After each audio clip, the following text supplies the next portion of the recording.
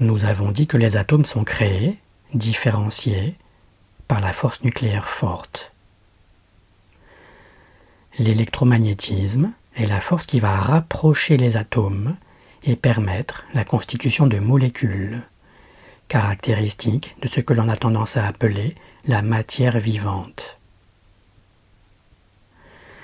À l'image d'un aimant qui attire à lui de la matière, de par les échanges électroniques, les courants des électrons, cette force est de nature attractive. L'électromagnétisme permet l'échange et, je dirais, le rapport. C'est une force qui finalement peut se considérer comme nourrissante. Car être nourri, c'est être nourri par un échange. Ce qui nourrit, c'est un courant qui va en quelque sorte de l'extérieur vers l'intérieur. C'est ce qu'emporte ou met à notre disposition une attraction.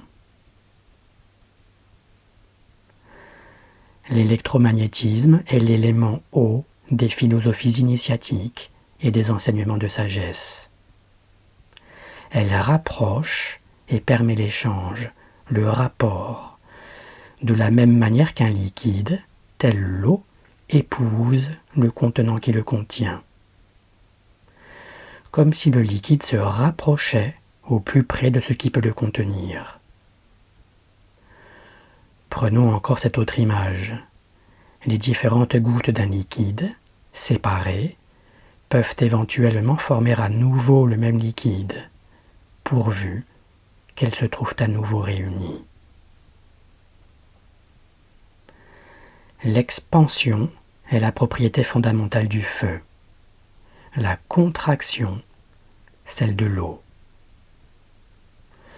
D'une manière générale, les propriétés de la force nucléaire forte et de l'électromagnétisme, donc du feu et de l'eau, sont exactement contraires. Elles sont contraires, mais elles sont parfaitement complémentaires. Le feu et l'eau forment comme un couple co-créateur, sur lequel s'appuie tout ce qui va être ensuite créé, c'est-à-dire tout ce qui va être ensuite généré.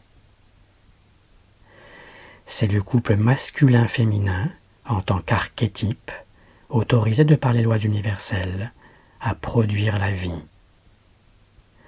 On pourrait dire aussi à perpétuer la vie. C'est ici que l'on comprend pourquoi toute création peut aussi se percevoir comme une co-création, comme une relation d'amour.